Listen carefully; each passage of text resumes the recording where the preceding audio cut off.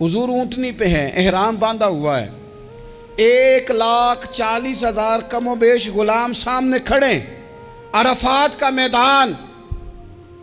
महबूब फरमाने लगे, पहला जुमला, जो दर्द वाले थे वो तड़प गए, ये सारे दर्द वाले थे लेकिन कुछ ज़्यादा मिजाज शनास थे। महबूब ने पहला जुमला कहा, हुजूर फरमाने लगे, लोगों जिस तरह आज इकट्ठे हुए हैं शायद इसके बाद दोबारा हम इकट्ठे ना हों। पहला ऐलान ही कर दिया कि ये तुम्हारे साथ जो आज खुतबा है ना, इसमें इशारा दे दिया कि दोबारा नहीं जमा होगे, अगला हज नहीं करना, बस ख़त्म हुई बात। ये आखिरी पहली बात ही हुजूर ने ये बयान की। अब वो इतने दिल नरम हो गए हुजूर की बात सुन के, आंखों में आंसू इस तरह आ गए, तबीयत का मिलान इतना बढ़ गया कि हर एक का दिल कशकोल बन गया। हर तरफ से आहें और सिसकियाँ हैं कि हुजूर के वो जुमले यूं सहाबा ले रहे थे, जब आपसे कोई कह दे कि भाई बस भाई ये वक्त बस आखिरी मुलाकात का है, तो फिर उन्होंने वो तो हुजूर की हर बात ही तवज्जो से सुनते थे, पर यहाँ जो अंदाज़ बन गया वो अनोखा बन गया। फरमाया शायद दोबारा मुलाकात ना हो। फिर मेरे करीम महबूब सल्लल्लाहु ताला अलैहि वसल्लम ने फरमाया, जिस तरह तुम्हारे लिए ये शहर हुर्मत वाला है, मक्का हुर्मत वाला है ना, एक नेकी करो तो मक्के में 1,00,000 का सवाब, हरम मक्का में एक गुनाह करो तो वो भी 1,00,000 लिखा जाता है, हुर्मत वाला है, बड़ी इज्जत वाला है। फरमाया जिस तरह ये घर इज्जत वाला है काबा, जिस तरह ये शहर इज्जत वाला है, फरमाया जिस तरह आज का दिन हुर्मत वाला है। मुसलमानों, मैं तुम्हें बता के जा रहा हूँ, तुम्हें समझा रहा हूँ, इसी तरह मैंने तुम सब पर एक दूसरे के माल और इज्जत को हुर्मत वाला कर दिया है। और सहाबा को ना हुजूर ने पहले ये सबक पूरा हुजूर ने पूछा, ये भी ज़रा कमाल है, ये बुखारी मुस्लिम की हदीस है।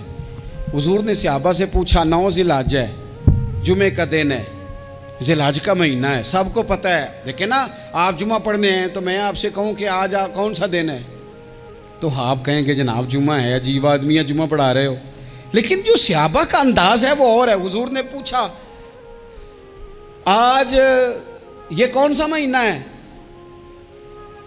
ये अदब है, ये मकाम है, ये वो मकाम है जहाँ बहुत सारे सिर्फ अकल वाले बंदे जो होते हैं ना, वो बेचारे गिरते पड़ते हैं, कहते हैं जी बात आती हो तो बतानी चाहिए, ये क्या बात हुई जी, बंदा बोले ही ना, ये क्या लेकिन कुछ लोग ऐसे हैं जिनका धारा अदब कुछ और होता है, उन्हें ढेरों बातें भी आती हों तो हर जगह बात करने की नहीं होती, सब जगह कहानियाँ सुनाने की नहीं होती। हुजूर ने फरमाया कौन सा महीना है? कुर्बान जाएं। भैया को जुबान हो के कहने लगे, वल्लाहु व रसूलहु आलम, अल्लाह जाने अल्लाह का रसूल जाने। सानू ते कैद सज्जन दा गहना है, वो जिंज रखे असा उंज रहना है, हमें क्या पता। पूछा किसी ने, लिखा है सूफिया ने, किसी ने पूछा, ओए तुम्हें पता नहीं, कहने लगे चुप कर, हमें क्या पता कौन सा महीना है। तो हुजूर ने फरमाया आज तारीख कौन सी है? भाई साहब को पता था ना 9 ज़िलहज को ही हज होता है, कौन सी तारीख है? कहा वल्लाहु व रसूलहु आलम, अल्लाह जाने अल्लाह का रसूल जाने। कुर्बान जाए। हुजूर ने पूछा दिन कौन सा है? सबको पता है जुम्मा है। कहने लगे वल्लाहु व रसूलहु आलम, अल्लाह जाने और अल्लाह का। वो सहाबा बता क्यों नहीं रहे? तो अहले मोहब्बत कहते हैं सहाबा का जवाब ये था, हमें कोई महीनों से गरज है, हमें कोई दिन से गरज है, हमें कोई तारीख से गरज है। हाजियो आओ शहनशाह का रोजा देखो, काबा तो देख चुके, काबे का भी काबा देखो, हमें तो महबूब से गरज है। महीना था ज़िलहज का, अगर हुजूर कह देते ज़िलहज नहीं ज़ीक़ाद है तो हमने ज़ीक़ाद ही बना लेना था। तारीख थी 9, अगर हुजूर फरमा देते 11 है तो हमने 11 ही बना लेनी थी। दिन था जुमे का, अगर हुजूर कहते पीर है तो हमें क्या लगे, हमें तो महबूब की रज़ा चाहिए। आप देखें ना, एक सहाबी के हाथ ज़रा लंबे थे तो हुजूर ने फरमाया या ज़ुल यदैन, और लंबे हाथों वाले। उनसे कोई पूछता नाम क्या है तो कहते मेरा नाम है 2 हाथों वाला। ओ भाई मेरे भी 2 हैं, तू क्यों 2 हाथों वाला? कहने लगे ये नहीं मुझे पता, मुझे नबी पाक ने कहा 2 हाथों वाला। तो ठीक हो गई, जो हुजूर ने नाम रख दिया। तो हुजूर सैयद आलम ने पूछा, फिर हुजूर ने हुर्मत याद कराई, फरमाया याद रखो ये दिन भी बड़ी इज्जत वाला है, जुम्मे का है, ये महीना भी बड़ी हुर्मत वाला है, ज़िलहज का है, ये तारीख भी बड़ी हुर्मत वाली है। लेकिन फरमाया जिस तरह اس دن کی، اس شہر کی، اس مہینے کی تم نے عزت کرنی ہے، اسی طرح ایک دوسرے کے مال کا، ایک دوسرے کی عزت کا تم نے پاس کرنا۔ مسلمان بھائیوں، خدا را یہ حضور کہہ رہے ہیں یار، نبی پاک نے کعبہ کے سامنے کھڑے ہو کے فرمایا بیت اللہ تیری بڑی شان ہے، تیرا بڑا مرتبہ ہے، لیکن فرمایا میرے مومن کی عزت رب کی نظر میں کعبے سے بھی زیادہ ہے۔ ہم کیسے بیٹھ کے یار، ہم کیسے جرأت کرتے ہیں کسی کی پگڑی کھولنے کی کونے میں بیٹھ کے؟ ہم اپنے گھر بیٹھ کے کسی پر تبصرہ کر گئے، کسی بندہ مومن کی عزت اچھال گئے، بالکل پتہ نہیں تھا بات کا اور ہم نے کہانی بنا دی پوری کی پوری، داستان سرائی کر گئے۔ صبح سے شام تک ہماری گپ شپ کا عنوان کیا ہے؟ کسی نہ کسی کا شکوہ، کسی نہ کسی کی شکایت، یہ ہماری گپ شپ ہے۔ خدا را حضور نے تو خطبہ حجۃ الوداع میں پہلا سبق یہ دیا تھا کہ میرے جانے کے بعد ایک دوسرے کی عزت کرنا، اور اسی خطبے میں ایک جگہ پہ فرمایا یہ نہ ہو کہ میرے جانے کے بعد تم ایک دوسرے کی گردنیں مارنے لگ جاؤ، ایک دوسرے کی عزتوں کا خیال کرنا، پاس کرنا۔ مسلمانوں، میرے عزیز بھائیوں، بزرگوں، عزتوں کا دفاع شروع کریں۔ تھوڑی دیر کے لیے اپنی زبان لوگوں کے اوپر تبصرہ کرنے سے کنٹرول میں لائیں۔ کچھ چیزیں ایسی، میں مختلف شہروں میں جاتا ہوں، جس شہر میں گئے وہاں لوگوں نے یہ کہا جناب یہاں جو مولانا ہے نا، بعض لوگ یہ باتیں بڑی چسکے لے کے سنتے ہیں، یہاں جو مولانا ہے نا وہ کچھ نہیں کرتے، آپ بڑے اچھے ہیں، یہاں جو پیر صاحب ہیں وہ بڑے گڑبڑ ہیں، آپ بڑے اچھے ہیں۔ تو میں ان سے کہتا ہوں کہ میں اس لیے اچھا ہوں کہ میں تھوڑی دیر کے لیے آیا ہوں، میں نے چلے جانا ہے۔ اور دوسری بات یہ کہ مجھے آپ جتنا مرضی اچھا کہہ لیں، میں نے رخصت ہو جانا ہے 2-3 گھنٹوں کے بعد۔ یہاں جس آدمی کا آپ شکوہ کر رہے ہیں نا، آپ اس کو جنازے کے لیے خبر کریں نہ کریں، اسے پتہ چل گیا نا محلے میں جنازہ ہو گیا، تو اسے کوئی کام بھی ہوا تو اس نے کہنا یار نہیں محلے میں فوتگی ہوگی، میں نے جنازہ پڑھانا ہے، اس نے جانا نہیں۔ تو کمزوریاں تو سب جگہ ہوتی ہیں، لیکن ان کمزوریوں کی وجہ سے آپس میں بغض پیدا کر لیا جائے گا، اور پھر کمال بات ہے نا کہ اپنی ساری کمزوریوں سمیت اپنے آپ سے پیار ہے، اپنے آپ سے محبت ہے، اور دوسرے کی ایک کا پتہ چل جائے تو ہمیں گھن آنے لگ جاتی۔ تو حضور نے خطبہ حجۃ الوداع کے موقع پر یہ بات ارشاد فرمائی۔ دوسرا حضور نے فرمایا لوگوں یاد رکھنا، یہ خطبہ حجۃ الوداع میں نبی پاک نے فرمایا، یہ حضور خطبہ دے رہے ہیں، اور اس وقت دے رہے ہیں جب حضور صحابہ کو بتا چکے ہیں کہ یہ آخری ملاقات ہے، جو دور دراز سے آئے ہیں ان کو بتایا ہے کہ یہ میری تمہاری جو مجلس ہے، جو محفل ہے، جو تم سے بات ہو رہی ہے، یہ آخری ہے۔ محبوب فرمانے لگے لوگوں یاد رکھنا قیامت قائم ہوگی۔ ان جملوں کا حسن ملاحظہ کر لیں۔ فرمایا قیامت قائم ہوگی، تم اپنے رب سے ملاقات کرو گے، اور فرمایا تمہارا رب تم سے تمہارے اعمال کے بارے میں پوچھے گا۔ یہ خطبہ حجۃ الوداع میں کریم نے فرمایا۔ صبح تم اٹھے، کیا عمل کیا؟ اللہ پوچھے گا۔ کسی سے ملاقات ہوئی، طرز کیا تھی، سوچ کیا تھی؟ اللہ پوچھے گا۔ لین دین میں کیا معاملات تھے، تمہارے اعمال کے، اللہ سے ملاقات ہوگی، وہ کھڑا کر کے پوچھے گا۔ اور حدیث میں کئی جگہ پہ حضور نے فرمایا وہ تم سے سوال کرے گا، تمہیں جواب دینا ہے۔ میرے عزیز بھائیوں، تیار رہنا چاہیے، تیار۔ ہم نا منت کرتے ہیں آخری دن ہو نا، تنخواہ دار لوگ کہتے ہیں یار یہ آخری ایام چل رہے ہیں، کوئی خرچہ نہ بتاؤ، اس لیے کہ حساب کے متھے لگنا ہے۔ آخری دنوں میں، بجٹ کے دنوں میں لوگ پریشان ہوتے ہیں کہ حساب دینا ہے۔ جب رب سے ملاقات کریں گے اور وہ حساب مانگے گا، کتنا مشکل کام ہے۔ اور ایک مقام پہ حضور نے فرمایا جس سے اللہ نے حساب مانگا وہ تو الجھ گیا، دعا کرو وہ حساب مانگے ہی نہ، بے حساب ہی بخشش فرما دے۔ نبی پاک صلی اللہ تعالیٰ علیہ وآلہ وسلم نے ارشاد فرمایا اسی خطبہ حجۃ الوداع میں، حضور فرمانے لگے سن لو، میں نے تم تک اللہ تعالیٰ کا پیغام پہنچا دیا ہے۔ اب جس شخص کے پاس امانت رکھی ہو اس پر لازم ہے کہ وہ امانت اس تک پہنچا دے جو اس کا مالک ہے۔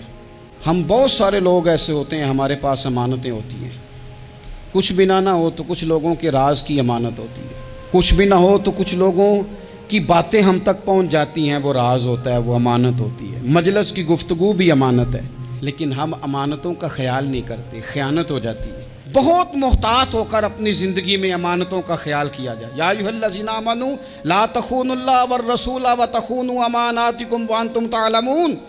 اللہ فرماتے ہیں ایمان والو، نہ رب سے خیانت کرنا، نہ رب کے رسول سے خیانت کرنا، نہ آپس میں ایک دوسرے سے خیانت کرنا، جانتے بوجھتے ہوئے یہ کام نہ کرنا۔ وانتم تعلمون، جانتے ہو، تمہیں پتہ ہے۔ کبھی بھی بددیانتی کا مظاہرہ نہ کریں اپنی زندگی میں، کبھی بھی۔ اور یہ بھی یاد رکھ لیں، بچوں کو کیا پتا کہ ہمارا ابا حلال لا رہا ہے کہ حرام لا رہا ہے؟ آپ لا رہے ہیں نا، تو وہ تو بیچارے بھولے پن میں کھا رہے ہیں، تو حساب آپ نے دینا ہے۔ جنہ لی تو پاپ کمائے ہن کتھے نہیں ہو تیرے کر دے، بلا نا۔ تو بچوں کا تو یہ معاملہ ہے بھائی، اللہ ماشاءاللہ کہ وہ وقت پہ ہی شادی کے 10-15 دن کے بعد ہی ان کو پیغام مل جاتا ہے کہ اگر ہمارا علیحدہ گھر ہو تو میں مرضی سے سجاؤں، تو میں مرضی سے سنواروں، تو میرا کوئی مطلب اپنا سلسلہ ہو، تو بڑے ٹائم پہ ساری باتیں شروع ہو جاتی ہیں۔ وہ تو معاملہ ہی بالکل اور ہے۔ تو بالکل کسی بھی امانت میں کبھی بھی خیانت کرنے کی کوشش نہ کریں، اور یاد رکھیں مال حرام جہاں آتا ہے وہاں بڑی تباہی آتی ہے۔ جہاں لوگ بددیانت ہو جاتے ہیں وہاں معاملات بڑے خراب ہو جاتے ہیں۔ اللہ تبارک و تعالیٰ دیانتداری کی توفیق عطا فرمائے۔ حضور نے خطبہ حجۃ الوداع کے موقع پر فرمایا، میں نے آج جاہلیت کے سارے سود ختم کر دیے۔ نبی پاک میدان عرفات میں کھڑے ہو کے فرمانے لگے، جس بندے نے بھی کسی سے پیسے لیے ہیں وہ اصل رقم دے گا، زائد نہیں دے گا۔ حضور کے بڑے قریبی تھے ایک، فرمایا انہوں نے بھی کچھ لوگوں سے پیسے لیے ہوئے، چونکہ وہ سب لوگ کرتے تھے، حرام ہی نہیں تھا۔ فرمایا میں ان کو بھی حکم دیتا ہوں کہ یہ اصل رقم وصول کریں گے، کسی سے ایک پائی بھی زیادہ وصول نہ کریں گے۔ نبی پاک صلی اللہ تعالیٰ علیہ وسلم نے خطبہ حجۃ الوداع میں ایک باریک بات حضور نے بھی، یہ آپ نے ضرور سمجھنی ہے، بالخصوص جو لوگ تھوڑا دین پر عمل کر رہے ہیں، جن کا لبادہ مذہبی ہو گیا، جنہیں لوگ حضرت صاحب، قاری صاحب، علامہ صاحب، مفتی صاحب، حاجی صاحب، بزرگوں کہہ کے بلاتے ہیں، وہ اس پر توجہ کریں۔ میرے نبی پاک صلی اللہ علیہ وسلم نے خطبہ حجۃ الوداع کے موقع پہ ارشاد فرمایا، لوگوں شیطان اب مایوس ہو گیا ہے، وہ تم سے بتوں کی پوجا نہیں کرا سکے گا، ہاں وہ تمہیں چھوٹے چھوٹے گناہوں میں مبتلا کرے گا، وہ تم سے چھوٹے چھوٹے عیب کرائے گا، تم سمجھو گے یہ تو غلطی کوئی نہیں، فرمایا اس سے بچ کے رہنا۔ اب وہ مایوس ہو گیا، بتوں کی پوجا نہیں کرا سکتا، تمہیں اپنی پوجا نہیں کرا سکتا، لیکن چھوٹی چھوٹی غلطیاں، ایک مقام پہ فرمایا نا، چھوٹا گناہ ہونا تو مومن اسے پہاڑ سمجھتا ہے، اتنا بڑا ہو گیا، اور منافق کہتا ہے یہ تو کچھ بھی نہیں۔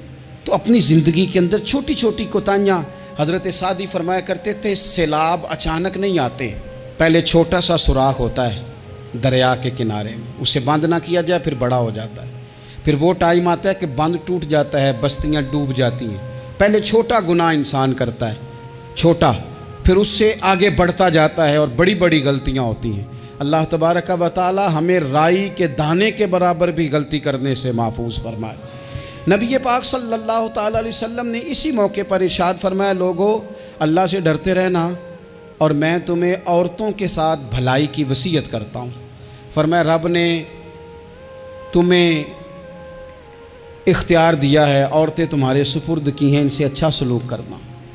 فرمایا اگر کبھی کوئی ان پر تمہیں سختی کرنی بھی پڑے تو اتنی کرنا جتنی ان کی غلطی ہو، ان سے درگزر کرنا، ان سے پیار کرنا۔ اسلام نے خاتون کو باقاعدہ حقوق دیے، باقاعدہ۔ صحیح بخاری میں حدیث ہے، یہ جو نوجوان ہیں، مطالعہ کرنے والے، پڑھنے سننے سمجھنے والے، یاد رکھا کریں ان چیزوں کو۔ حضرت بریرہ رضی اللہ تعالیٰ عنہ حضرت عائشہ صدیقہ کی کنیزہ ہیں۔ حضرت مغیث رضی اللہ تعالیٰ عنہ ایک صحابی ہیں، ان کی وہ اہلیہ ہیں، وہ اپنے خامد سے علیحدگی چاہتی تھی۔ ان کے خامد بڑی محبت کرتے تھے، علیحدہ ہونا نہیں چاہتے تھے، خاتون رہنا نہیں چاہتی تھی۔ انہوں نے بڑی سفارشیں کرائیں کہ میرا خامد، میری بیوی مجھ سے صلح کر لے، حالانکہ وہ خاتون کنیز ہیں، خادمہ ہیں، کوئی بڑے قبیلے سے بظاہر تعلق نہیں۔ بالآخر انہوں نے گزارش کی، سیدہ عائشہ صدیقہ رضی اللہ تعالیٰ عنہ سے کہا، کچھ اور ذرائع اختیار کیے۔ حضرت مغیث نے رضی اللہ تعالیٰ عنہ، ان کے شوہر نے، کہ نبی پاک علیہ السلام کی خدمت میں عرض کریں، حضور میری سفارش کریں کہ یہ مجھ سے صلح کر لیں۔ تو نبی پاک علیہ السلام نے حضرت بریرہ رضی اللہ تعالیٰ عنہ جو کنیزہ ہیں، خادمہ ہیں، ان کو بلا کے کہا تمہارا خامد صلح کرنا چاہتا ہے۔ یہاں برادری کا بڑا کے کہتا ہے، پتر میری بھی نہیں تو گال رکھنی، اور میرے ککھاں دا بھی نہیں تو، کیا کہہ رہے ہیں آپ؟